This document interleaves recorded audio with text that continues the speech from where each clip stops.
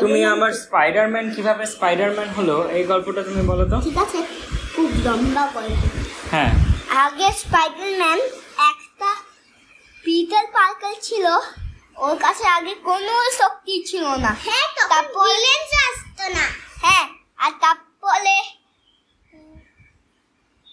তখন ও একটা স্পাইডারকে দেখলো, আর ওই স্পাইডারের ফটো নিল, তখন অ্যালার্ম বাজলো। আর তারপরে ও বললো मैंने कुछ नहीं किया। और তারপরে ও বললো हम सिर्फ एक स्पाइडर की तलाश कर रहे हैं। और তারপরে पीटर বললো मैंने उसे नहीं देखा। আর তারপরে ওরা আরেকটু খুঁজলো, আর তারপরে অনেকক্ষণ বাদ ওরা একটু পড়াশোনা করলো, আর তারপরে আবার ওই একই স্পাইডারটাকেই দেখলো। আর যখনই ওকে একটুটাও টাচ করতে গেছিল, ওই স্পাইডারটা ওকে কামড়ে নিয়েছিল, তখন ওকে বমি আসলো আর বেশি নিয়ে গেল। হ্যাঁ, আর তারপরে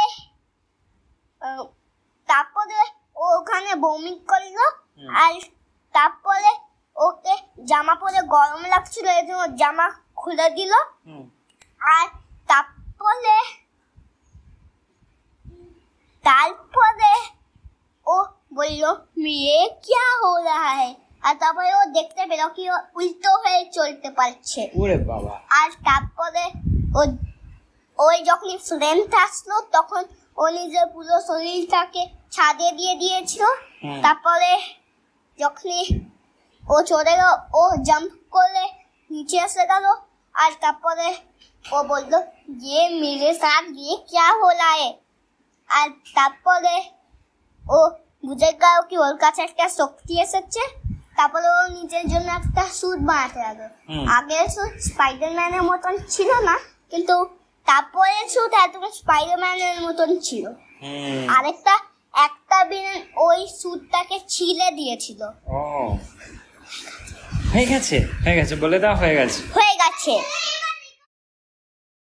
তোমার কিসের ছোট কাহিনীটা কি কাহিনী বলো? হাল্ক কিভাবে হাল্ক হলো ওই কাহিনী।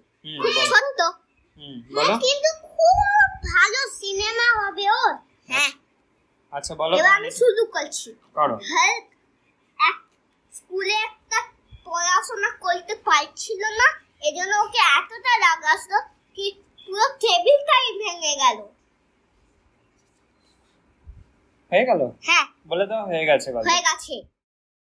ব্যাটম্যান আগে একটা লোক ছিল, তারপর ওকে একটা ব্যাট কামড়ালো, তারপরে ও একটা ব্যাটের মতো সুপার পাওয়ার এসে গেল। ও ভ্যাম্পায়ার ব্যাটও হতে পারত। আর তারপরে ও ব্যাটের মতন একটা জামা বানালো। তারপরে ও সব ভিলেনসকে সাবাক দেখাতো। তারপরে ও ব্যাটসের রাজা হয়ে গেল। হ্যাঁ, আরো উল্টেও পেত।